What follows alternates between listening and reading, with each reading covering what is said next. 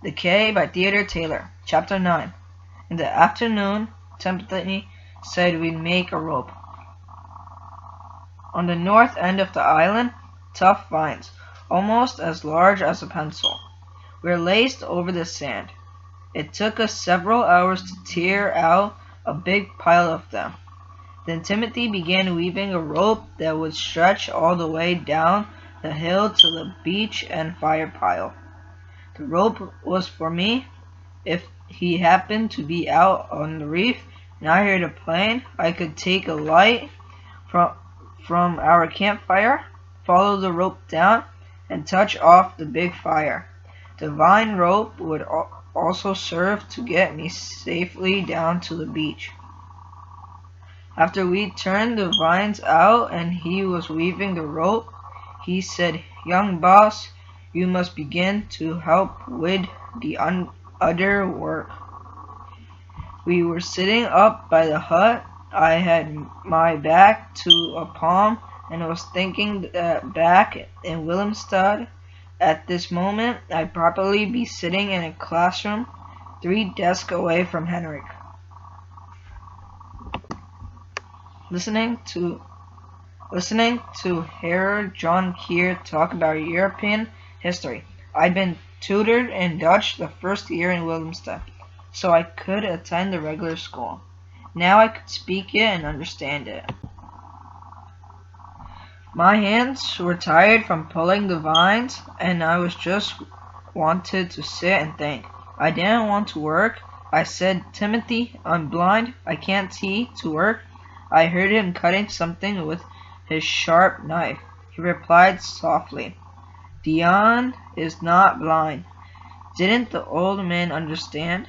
To work, aside from pulling up vines and drawing something in the sand, you must be able to see. Stubbornly, he said, "Young boss, we need sleeping mats. You can make the mats." I looked over in his direction. "You do it," I said. He sighed back, saying, "The best mat maker in Charlotte Amelie, down in French town, be total blind. But he's a man, and he has to do that to make a living." "Be true," Timothy said quietly. But in a few minutes he placed several lengths of palm fiber across my lap. He really was a black mule.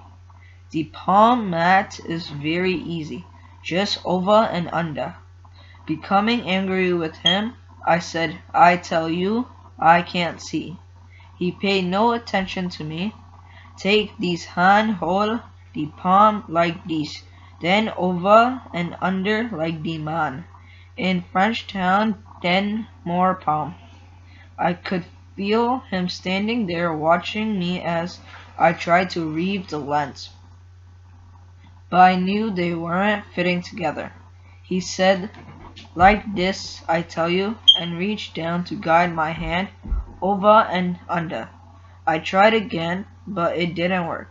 I stood up, threw the palm fiber at him, and screamed, "You ugly black man. I won't do it. You're stupid. You can't spell." Timothy's heavy hand struck my face sharply. Stunned, I touched my face where he'd hit me. Then I turned away from where I thought he was. My cheek stung, but I wouldn't let him see me with tears in my eyes. I heard him saying very gently, "Be getting back to work my own self." I sat down again. He began to sing the fungi and fish song in a low voice.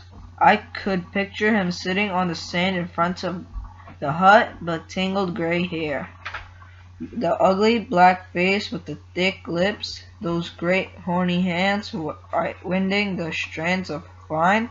The rope, I thought it wasn't for him, it was for me. After a while I said, "Timothy." He did not answer, but walked over to me, pressing more palm fronds into my hands. He murmured, "This very easy over and under." Then he went back to singing about fungi and fish. Something happened to me that day on the quay. I'm quite sure what it was even now, but I had begun to change. I said to Timothy, "I want to be your friend." He said softly, "Young boss, you have always been my friend."